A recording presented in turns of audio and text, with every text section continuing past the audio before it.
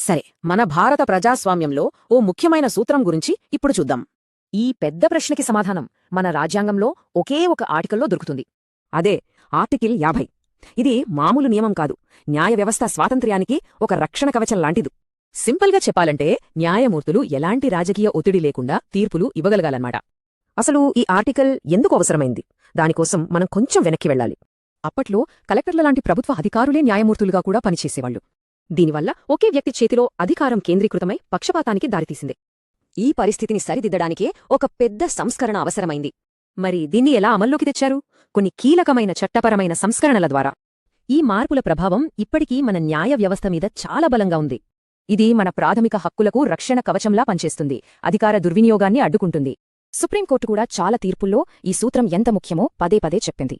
ఉదాహరణకు, ఇందిరాగాంధీ కేసులో అధికారాల విభజన రాజ్యాంగంలో ఒక కీలక భాగమని కోర్టు చెప్పింది. ఆ తర్వాత కూడా న్యాయ స్వాతంత్ర్యం అనేది రాజ్యాంగం ప్రకారం తప్పనిసరి అని స్పష్టం చేసింది.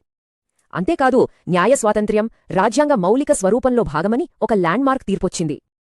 ఈ మౌలిక స్వరూపమంటే రాజ్యాంగంలోని కొన్ని ముఖ్యమైన సూత్రాలు. వాటిని ఎవరూ మార్చలేరు. చూసారా, న్యాయ స్వాతంత్ర్యం, అధికారాల విభజన, ఇవి రెండూ మన ప్రజాస్వామ్యానికి పునాది స్తంభాలు.